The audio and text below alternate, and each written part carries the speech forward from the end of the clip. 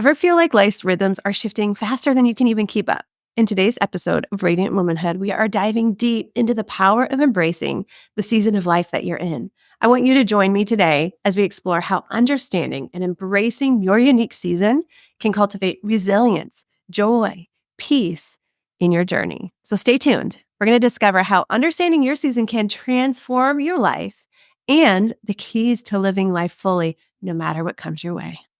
I am so excited for today. A good friend of mine, Cynda Harris, is here with me. She is a wife, a mother of 4, and a grandmother. So she understands all that entails with the home life, but also a leadership life coach, where she really works with women of influence all over the world through coaching, through speaking, through her own podcast, Life Devotional podcast, and her destination retreats, which I have on my bucket list to get to, Cynda. I can't wait to attend one of these times. But I am thrilled to have Cynda on today because I really feel like she's got something powerful to share with all of us. Whenever we've been in the same room or whenever we've had a conversation, I walk away better. And that's what I feel like today is going to be for every listener on Radiant Womanhood podcast today. So Cynda, thank you so much for being here. Oh my goodness. Thank you for asking me to be here. And it's so good to see you and hear your voice again.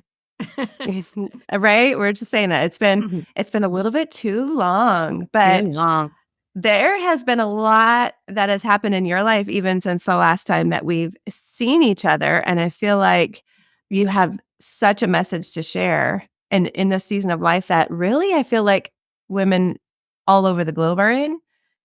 It's timely. It's a timely message. And so I'd love for you to just tell us a little bit about yourself so that everyone knows kind of where you're coming from and where that heart to share is coming from.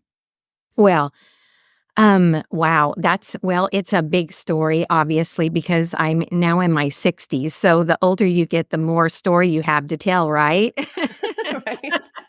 But I was actually born in Oklahoma. So being born in Oklahoma, that was my roots. That was my ground. That was my safe place.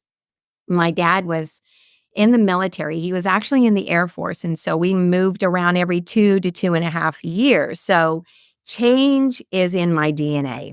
Mm-hmm. I love change. I love creating. I love doing things like that. But we would always go back to Oklahoma in between our moves. And so there was still a consistency. There was still that foundation that I always came back to before we moved on to our next place or our next season. And it was an amazing childhood. I grew up in a Christian home. Both my parents, they're still married. They're going on 62 years this year. Mm-hmm. So it's really neat to watch them, and have that life with them. But I had some unexpected interruptions in my life. And I think that we all can attest to having those. Mm-hmm. Things don't go according to the way that we thought that they would or should. And there were some things that came in my life that were not caused by me, that were unexpected, that happened to me. But then later on in life, there were things and choices that I made that, I think that all of us can look back and see things that happened to us, but decisions that we also made. And so I went through during my childhood, there was sexual abuse. And then there was through middle school and high school, there was drug abuse. And I don't tell that story a lot. So I'm just now kind of telling it. I mean, there's been a couple of, safe places that I've shared my story, but I really do feel like it's time for us to share our story and let other women know that you're not alone. That things happen to us, those unexpected interruptions. But I can tell you right now that in every unexpected interruption, God has done something through it.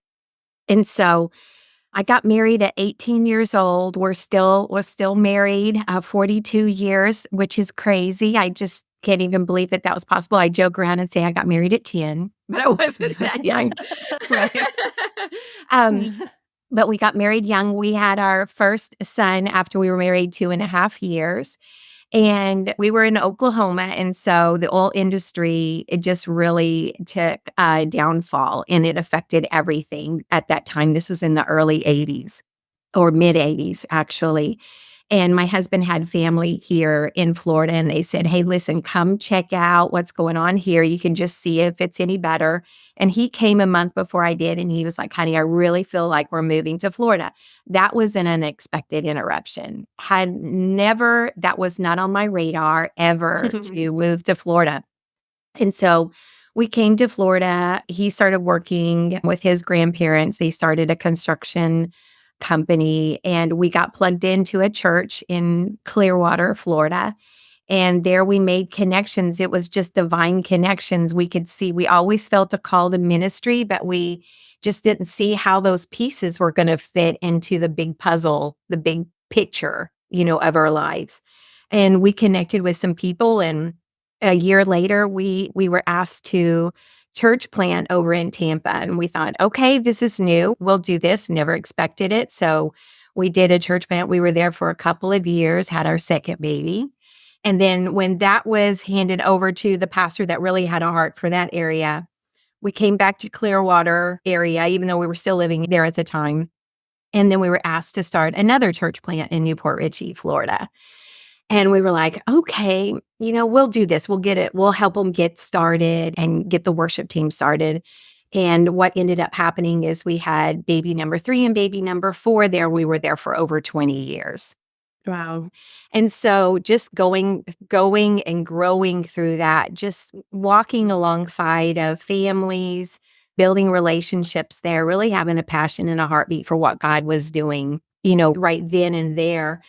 And it was during that time in 2004 that I started having women, and at that point, I hadn't even shared my story. And I started having women come up and ask me, listen, I need you to pray for me. I've never told anyone this part of my life, what had happened to me, but I just feel like God wants me to share it with you. And I'm telling you, Tabitha, it was not only healing for them to have a safe place to tell someone and to share their story, but it also brought healing to me, to be able to pray over them the way that I wish someone had prayed over me or had hoped someone had prayed over me. And that began an awakening in me, an awakening of what would it look like if I started sharing my story. It's not perfect. It's far from perfect. In fact, my kids at the time, Tabitha, didn't even know my story and my back history. All they had known was mom and dad in ministry. And so slowly God began to bring people and bring women that were, starting to come to me and just open doors of opportunities for me to be able to share, about those unexpected interruptions and how God can use them for his glory. One of my favorite stories in scripture is found in the book of John, and it talks about when his disciples were walking with him and they saw this blind man and they said, okay, Jesus, like, who did it? Because back in that culture, it was if something was wrong with you, if you couldn't get pregnant, if you were blind or paralyzed, that you or your parents had done something wrong. Right.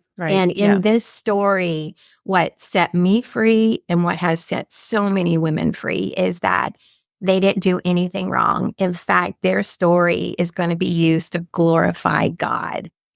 And if we could have it from that perspective, that everything that we come up against, or everything that was done to us, or every maybe bad decision that we made, we are under grace, and God can use that not only to uncover and reveal hidden strengths within us and even purpose that he has in our lives, but we can help those around us, because really it's about what God does in us and through us and around us in our stories. And so I think that was my first awakening. I thought that that was my big awakening. But as we know, year 2020, everyone, this whole world, not just individuals, but this whole world, we were faced with something that we had never been through before, we had never experienced before, at least in this generation. And there were a lot of unexpected interruptions, though also personally, in families and jobs and situations that were happening, and in health situations. And I had one of those things when in 2020, I thought, being a life coach, I'm going to serve these people, and God, how can you use me? And I was going on all ends and in all directions. And I started noticing some physical changes with my balance, with my memory. I would just forget words. I couldn't carry on a conversation, and I kept chalking it up to, I'm just tired. I'm just doing a lot, which we as women do so many We do. times. Mhm. And finally, I thought, this is something. I had an episode where we believed that I actually had a seizure. And my husband and I said, I think this is a little more than being tired. Right. So There might be more to this. yeah, Yeah. there might be a little more to this. And so, we were still doing the televisits, because we weren't even going in the doctor's offices or anything. And I had an appointment with my doctor the next day. And she said, listen, I want you to go in immediately and I want you to get a CAT scan. We're going to do some tests on you. And I said, you know what? Can we schedule that for next week? Because tonight I've got this training that I'm going to be doing, and just like I would normally do, let's plow through this and I'll take care of Mhm. myself later. Mhm. And she finally just called me out by name, Cynda Harris. I'm telling you, you need to go in right now. So I was all packed and ready to go to my event. It was an in-person event, so that was a really big deal. I committed. We had women coming from out of town coming to Mhm. this event. They were already on their way. And I went, and I could tell when they did the CT scan how gently the man was when he was helping me get off the table and telling me, okay, now we're going to check for this. And I just felt, though, such a peace. I knew when I was walking through the hallway to another test, I knew they found something, but it was going to be okay.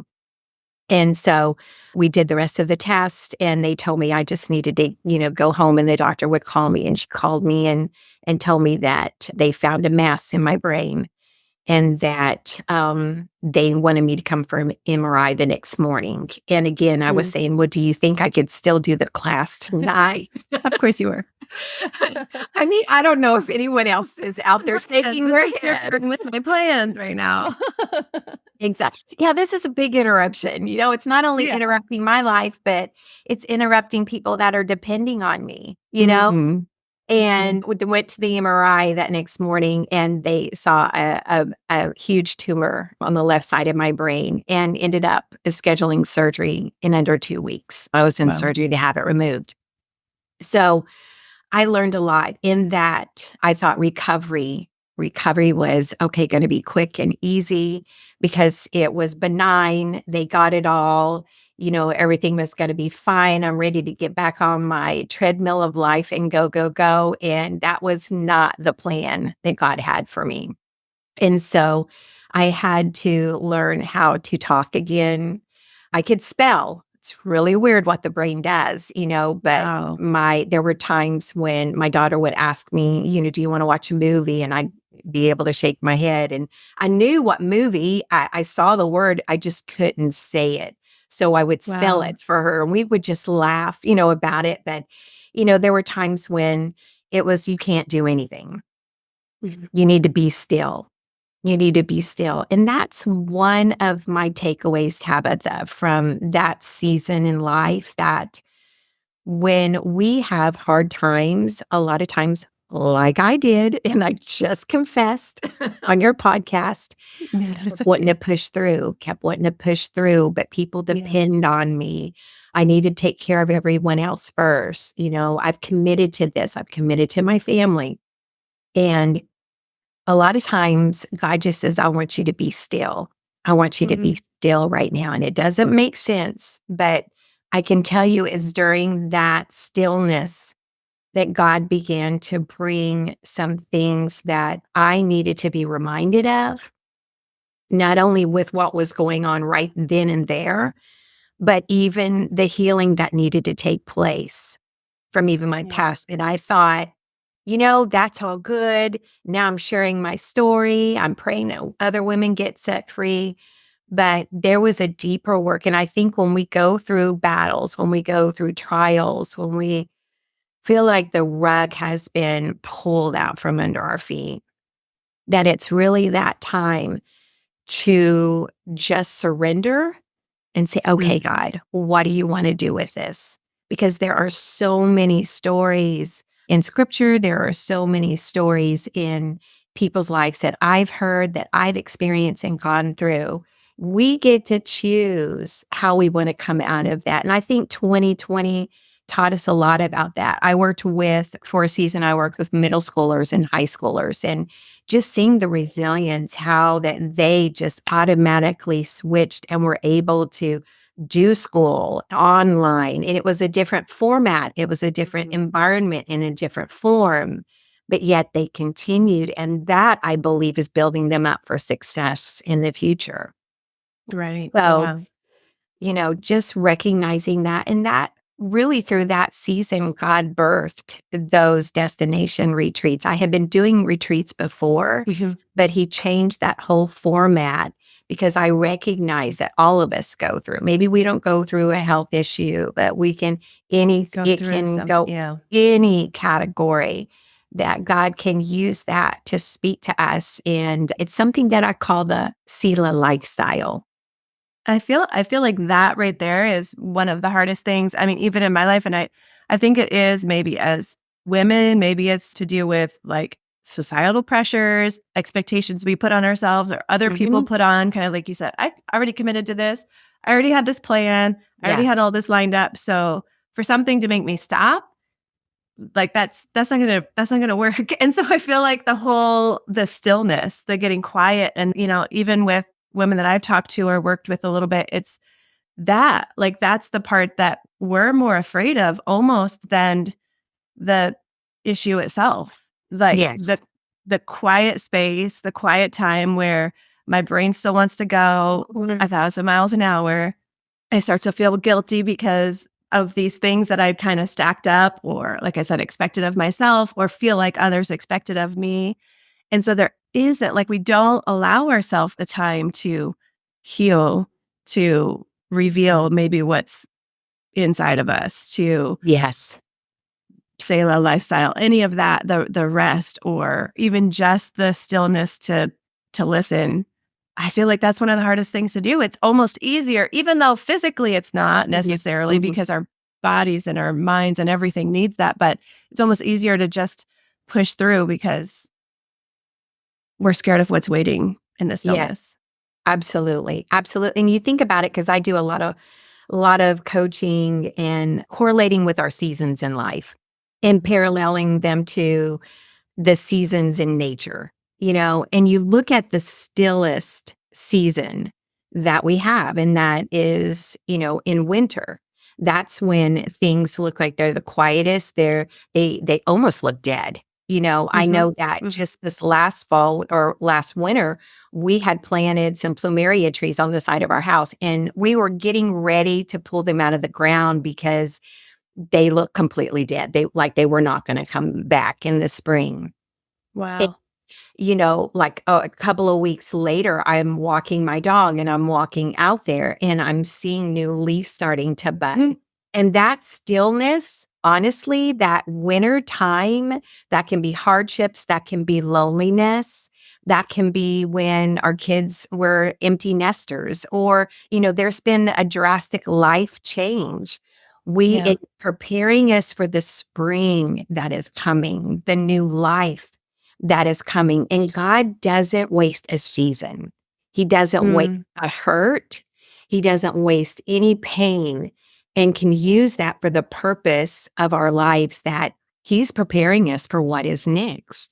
And just having that mindset and that perspective helps so much. Yeah.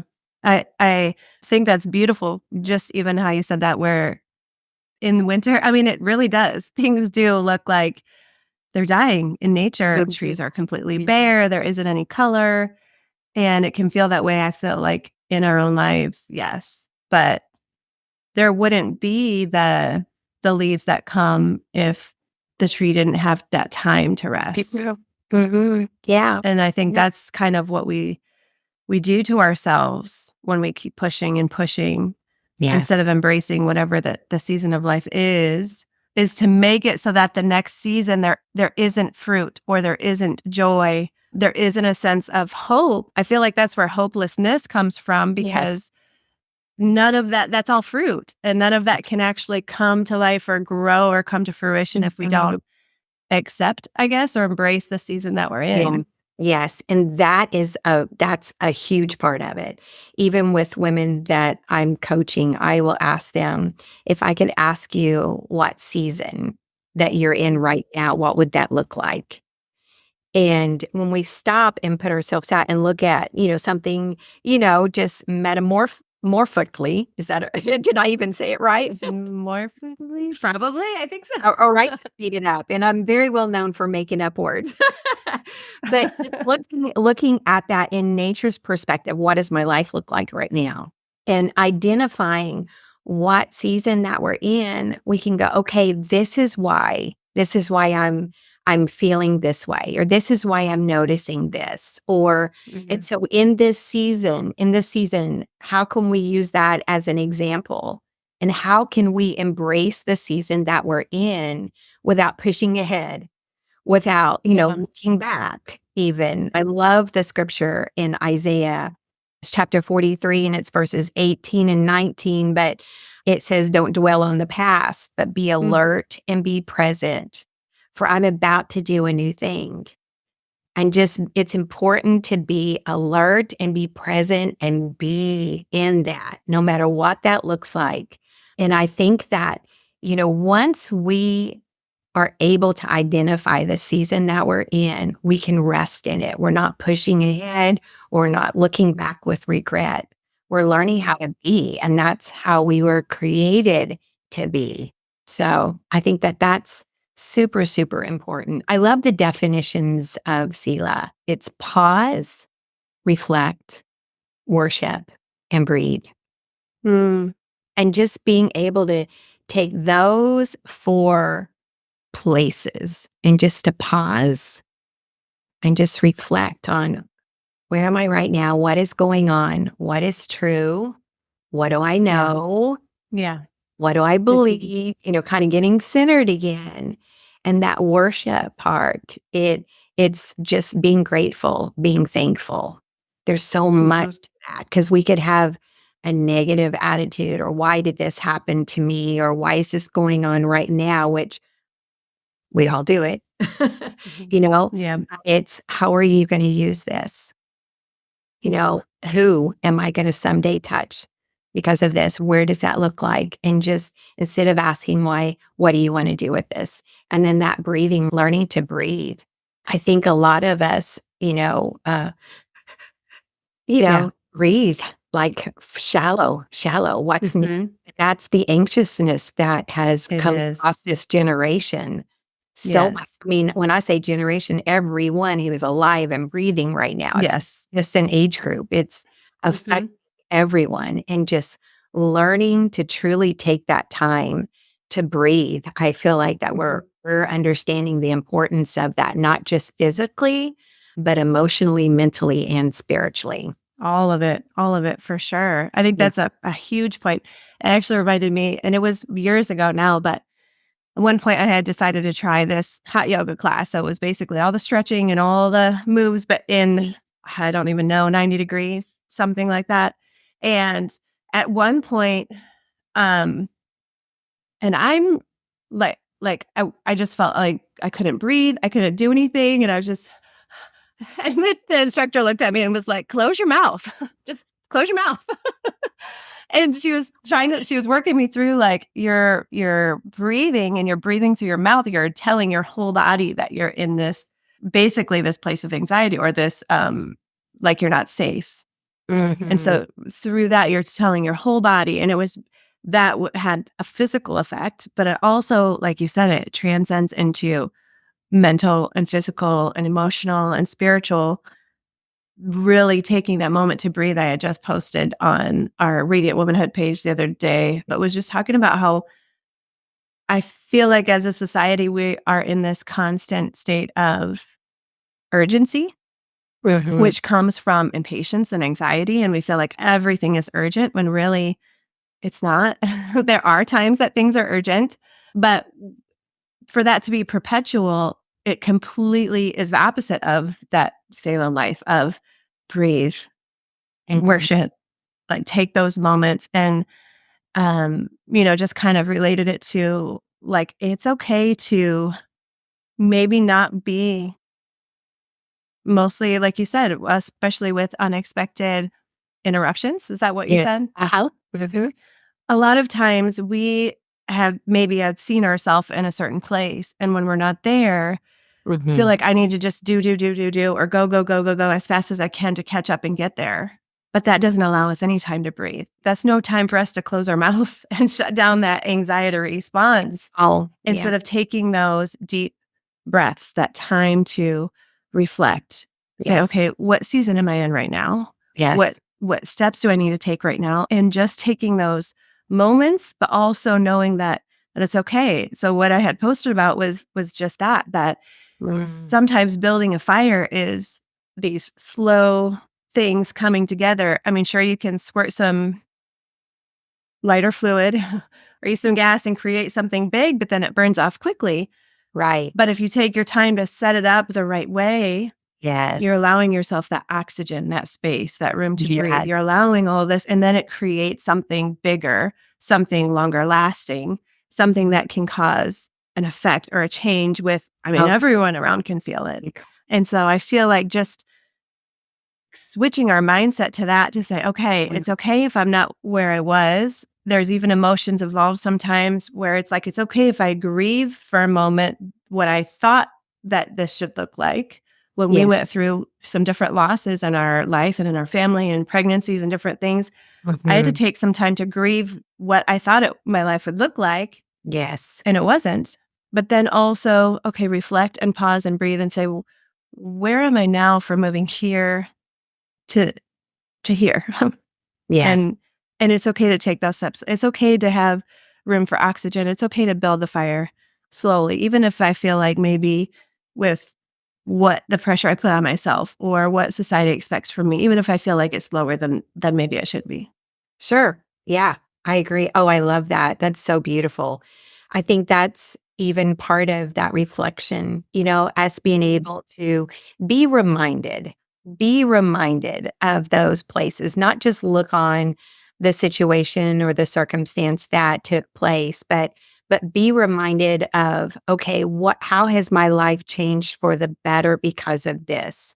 Like Mhm. you can't be an overcomer unless you overcome something. Right. There's really 3 choices that we have. We can be a victim, or we can be a survivor, or we can be an overcomer. And Mhm. I know that I did not want to be a victim of what happened to me. I just did not want that to be on me the rest of my life. Yeah. And I knew that there was gonna be a reason why that happened to me later on, obviously. I just knew that Yeah. now I can connect. I have more empathy. It's just amazing the testimonies that I've been able to listen to up close and up front and up personal, the life change of women that had I not gone through some experiences, I would say have that compassion, but I wouldn't have that empathy like I do. Mm. And I know that, raising my children and being in full time ministry, I recognize even now that I was in survival mode. I thought I was an overcomer, but I was in survival mode. And that survival mode was if I can just get through this week, or if I can get Mm. this weekend, or if I can just get groceries for this, or we can get through this birthday party or things like that, and feeling like, okay, we did it, but it's exhausting. There's Yeah. another life that we have access to, that we can live, that will create a life of resilience, create that life of longevity, like you were talking about earlier, and just being able to be a part of life, live it abundantly, be in the moment, and just know that Mhm. everything that comes our way is going to bring God glory, and that we get to be a part of it. Yeah.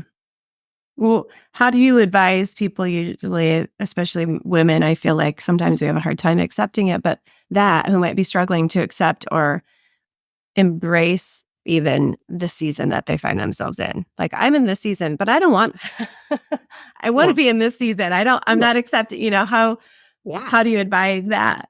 Well, there's a lot of seasons that, that I'm in that I would prefer not to be in those Mhm. seasons. But I just think is understanding it from, and like I said earlier, I use it from that nature standpoint, in the seasons, and let's look at what comes out of this season through nature in studying that and then applying it to our own lives. I think having either a community or having Mm. someone safe that you can talk to about those things, that it's okay for you to say, I don't like where I'm at.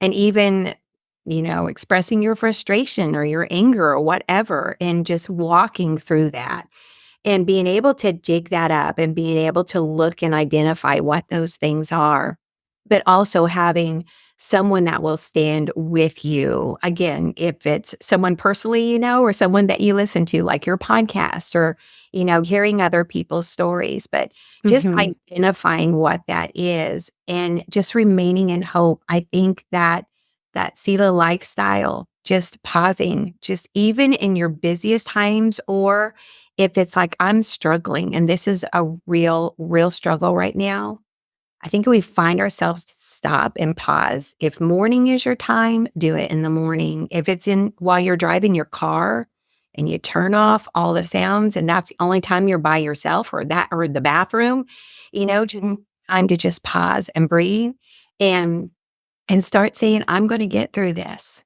This is for a reason. Remind yourself of that God has a plan for you, even in all of this. And prayer is a huge thing, prayer and meditation. Turn on any type of music, worship music, upbeat music, anything that really encourages you and inspires you.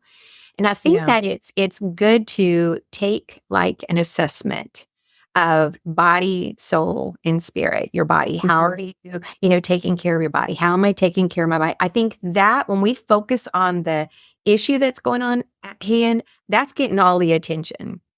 So we Mhm. know that that's Yes, going on. yes. So let's divert the attention on us for a second.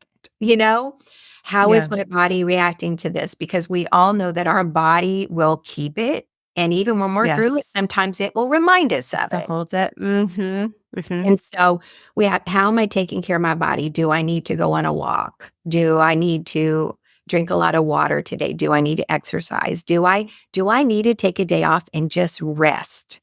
Mhm. Like, that was crazy for me. Who in the world would take off a day and rest? And I implement that every usually every week. I have a day of rest. And Wow. so, looking at your body, how can you take care of your body in this hard season? And then Mhm. your soul. Your soul is made up of your mind, your will, and your emotions, and make an assessment of that. How is my mind thinking right now? What are those thoughts right now? Are Mhm. they in the gutter? Are they Right. okay? Or how can I do better? How can I speak life into into me, but also into this situation? And the will, what am I gonna decide? Maybe there's some things Yeah. right through this tough season I just need to cut out because it's a hard season. And just how are my emotions? Like, how can I put a check on that? It's connected with also, do you like to create? Are you a Yeah. musician? Are you Mm. an artist? Has it been a while since you've had coffee with your friends or gone out Yeah. to, What fuels you that way, yeah. bring that back in, even in a hard season. We'll get the Yeah. focus on what is true and what is Or good. especially in a hard season even, yeah, Oh my goodness. right? So many times we're focused on that tough season or this thing Mhm. that's going on, and that takes up all the attention. And yes, those things do need attention because they've come out of the ground and they're being Right. seen and they popped up for a Mhm. reason. But at the same time, don't lose yourself Yes. and really know that you're gonna get through this. This is just Yeah. a season. A season isn't a lifetime, Right. no, and it's going to bring growth in you. And then spiritually having making sure most of all that you are in alignment with God. Like, what does that look like for you spiritually? You talking to him more, maybe journaling, maybe going to a worship service or something where you can get filled up spiritually. My question is, what do you need right now?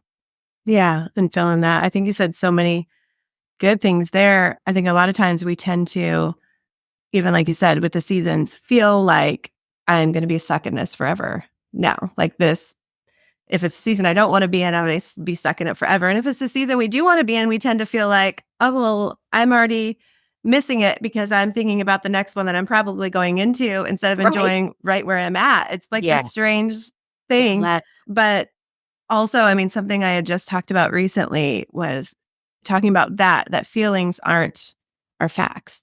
It's not true. It doesn't mean that they aren't real, and it doesn't mean that we don't truly feel them or right. really feel them.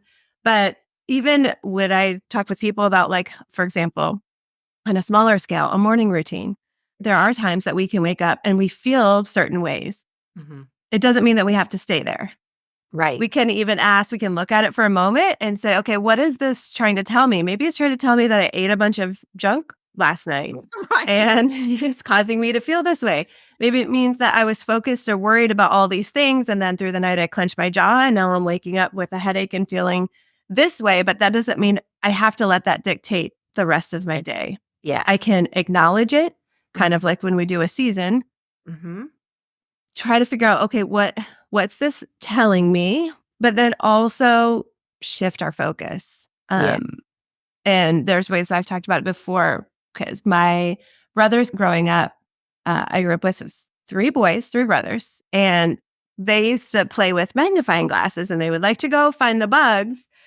And what they would do is flip it and instead of looking at the bugs, they would flip it and magnify the sun.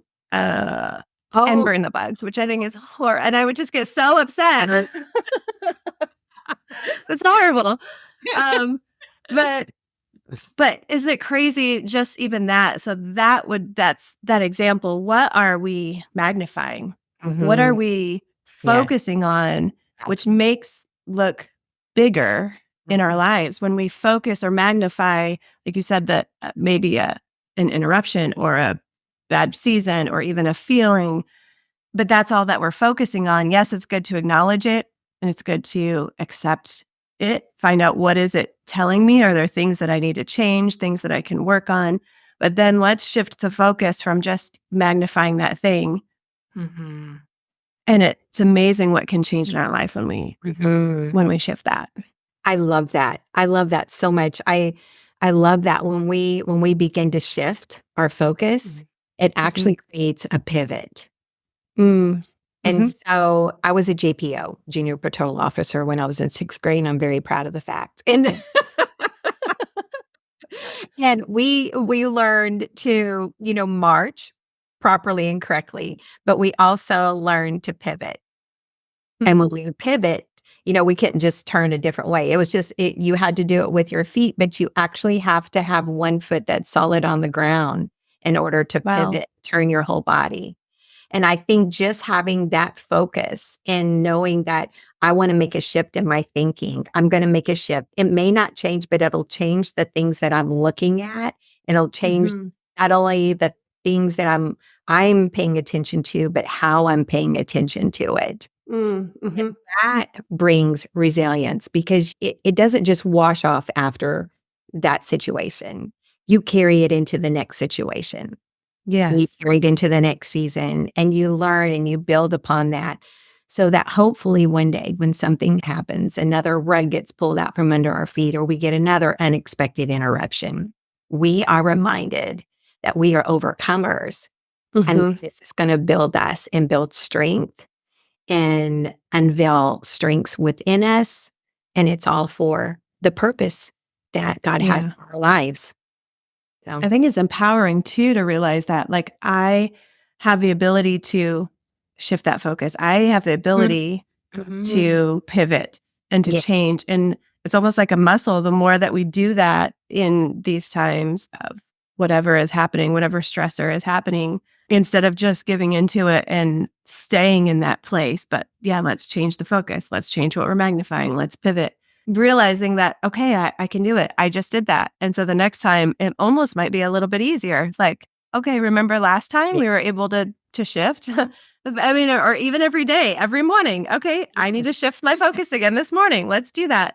Yes. And but how empowering is that? And it's kind of one of the things that you mentioned with our will, our decision, knowing that I still have, even if it's something that's done to me, if it's something externally, or it's because of decisions that I've made, I still have a decision that I can make. I Mm. still have a Ye decision that I can make to decide where is my focus going to be? mm, What am I going to do with this next part of the season?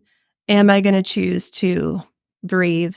I actually think that was really good talking about breathing again. I remember um I don't know if it was a movie. I'm not sure if it was something through Leah who's gone through different I don't know where it came from, but just this piece of information about box breathing, but how mm, like firefighters and different ones are trained to use that. So mm. obviously, as a firefighter, they're going into a situation that is not good. They're going into a situation of emergency. They're going to a situation of actual urgency.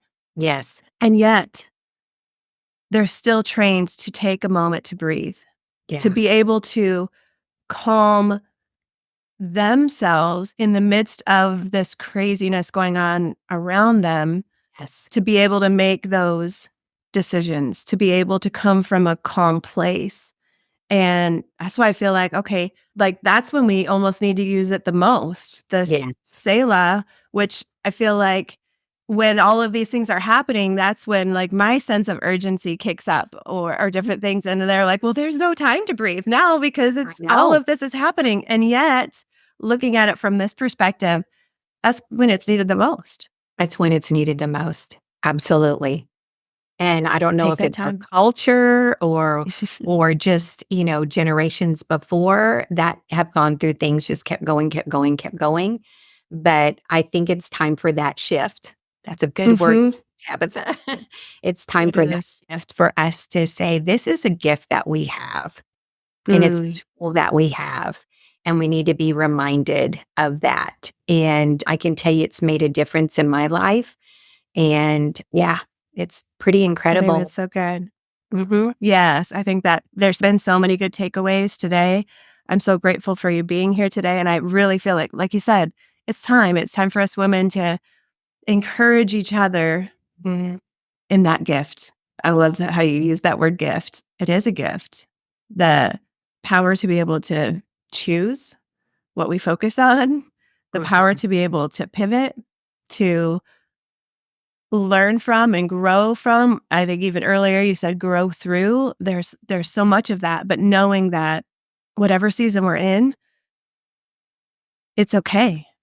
Like it's good and it's needed and it's natural. And I think that's another good takeaway. Sometimes feeling like, oh, I'm the only one. I'm the only one going through this. Why is it happening to me? And What did I do now wrong? being able to realize, yeah, being able to realize like this is normal. I'm not the only one. And together we can encourage each other Yes. in those moments to Yes. breathe, to shift, to make those pivots. Yes. It's so good. And I'm excited for it. I'm excited for all of the seasons now because we know they don't all last a whole lifetime and we're going to keep going through them. Like they keep Mhm. going through Mhm. and we can be stronger through it all. So thank you. Thank you. Thank you. I appreciate you being here. I love you dearly. Love you so much. So And proud it's of you. been so good. Thank you. Me too. All right. Find Cynda. Let's see. I'm going to make sure I say this right. Definitely on Instagram. You can find her at Cynda Harris and at Grow Life Coach. Connect with her there. Be encouraged. And thanks for stopping by.